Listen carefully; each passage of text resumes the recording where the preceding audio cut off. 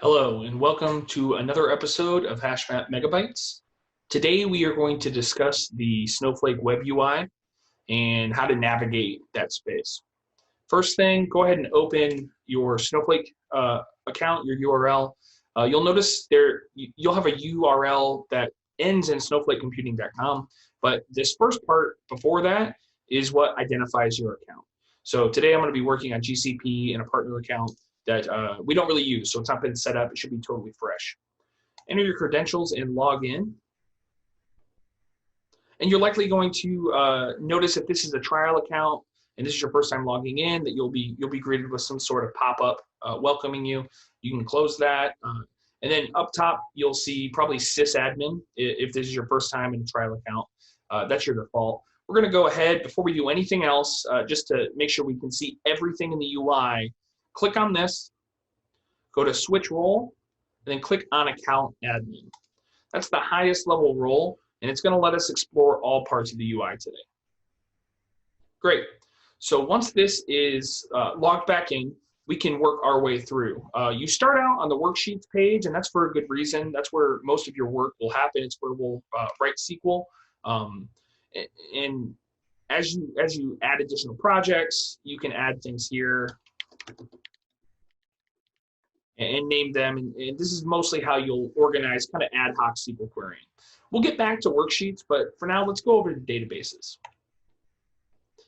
Databases are the top level storage object, and if you want to explore any sort of table or view or schema, you're going to find all of that in the databases tab. So first look, we're going to see that we have a number of different database areas here, and a database that I know everyone has is the Snowflake database. This is the database Snowflake uses to expose your own usage back to your account as views. So tables, we shouldn't see anything here, but we could create tables through the UI. We could explore existing tables. Click on views, and we'll see all these different views that already exist. And these are really interesting. Query history is going to tell you everything that's been run on your instance, and you can do some analytics off of that. But moving on, we also have schemas. And schemas are like folders within databases. That's all they are. They're naming functionality so that you can separate different things based on the name of project that you're in. But you can also do schema level permissions, and that can make things pretty convenient. Moving on, we have stages, which are pointers really to external data in a cloud file storage service. File formats are stored named rules for how to read a file format. So if you have a CSV, but it's actually separated by like the pipe character, you can create a special file format here that has those instructions. And then sequences. These are a SQL feature that some of you may use. It's a little more advanced. We're not going to discuss them here, but you'll see some of that information in this area. Moving on, the next tab is the shares. And these are areas that Snowflake allows you to share data either externally or to receive shared data to you. So you should see set up inbound shares from account usage. And this is exactly what Snowflake uses to share your information back to you. It's an actual formal share. And some of you probably have sample data as well that's being shared. You can see your outbound as well. You maybe have some of these set up right now. We don't have any set up. But if I were some sort of data vendor, I sold advertising data or housing data or anything, this would be a really great way for me to expose the data I'm already computing in Snowflake to my end clients without having to copy, and while maintaining really secure controls over who's seeing what. Moving on, we have warehouses, and warehouses it's an interesting tab. I think most people new to Snowflake, they follow pretty normally through databases and through shares, because shares, they mean what they say. That's how you share data. And databases are just storage. You have database folders, and inside those you have schema kind of folders, and then you have tables and views, the things that we're mostly used to. But warehouses are a little different. They're confusing because Snowflake itself is a warehouse, and now within this cloud data warehouse, we have these other warehouses. So a couple things to know. First, these warehouses are just virtual compute units. They're just clusters of computers that are going to run your queries. They do not store data. That's the big misconception I see a lot of people think, that we're storing data in these warehouses. We're not. Data only lives on this database layer. That's where all of our information, all of our rows are. So if I want to run a query that requires computing on data, maybe just grab the top 10 rows of a table, I'm going to need a combination of data to read from, and then a compute unit to actually load the data into these clusters, grab the top 10 and report that back to me. So when we say that Snowflake separates storage and compute, that's what we're talking about. And this allows me to have any number of warehouses that I want with a good descriptive name, and those have sizes. Those can scale up pretty dramatically in size, but they can scale back down too.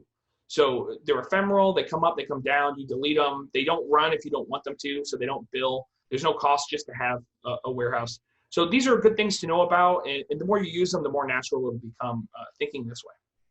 Next is the worksheet section, which we were on before. Again, this is where we write our SQL, and we can also explore kind of our tables and views in this area. So if I click on this Snowflake database that we looked at before, and I go into account usage, we can see all these views are here, and then query them as we need to. Moving on, we have the history tab, which is something that's pretty interesting. You may see this in different systems, but this is where we would go if we want to explore who ran what query when, and if we want to debug a specific query, maybe if something's failed or if it's running slowly. Each one of these queries are going to have a specific query ID that links you to a unique description and overview of that query, a summary of who ran it, some start and end time information, what was actually ran. And depending on the query, you get this query profile. And this is interesting to dive into for much larger, more complex queries. You can identify where your bottlenecks are or where you should start applying optimizations. So this is good to know about. We go back to history, and we're here. You can filter this as well. Moving on, we have the account tab. So important to note, if you're not the account admin, you likely don't see this.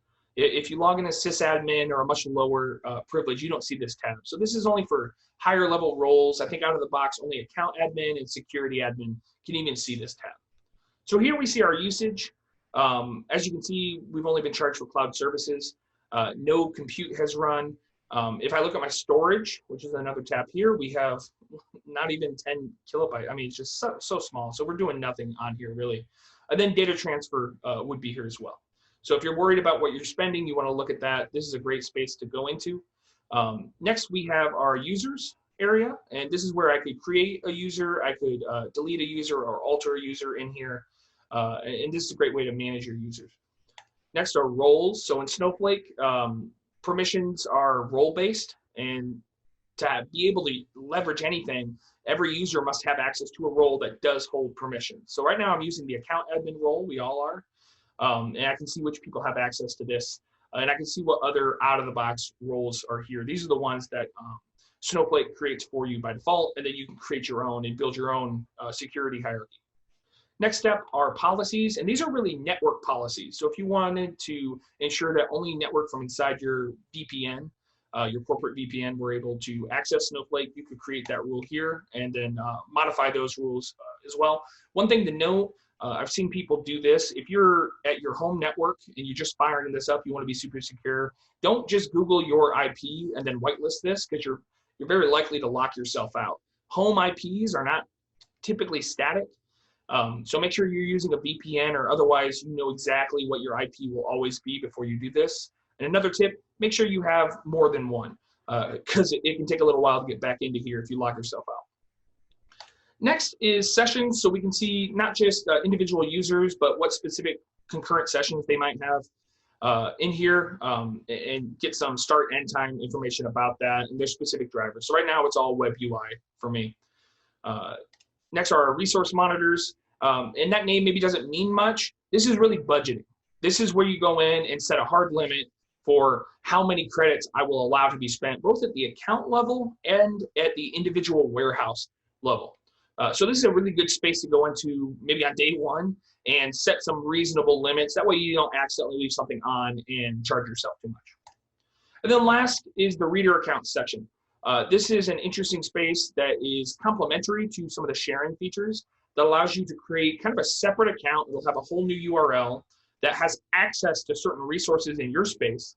You will pay for that space, so that any reading or compute that gets charged there does go up to you, but then you can give that account space to a partner, another client, some other person that you wouldn't normally want to have access to your actual environment, but you do want to share data to.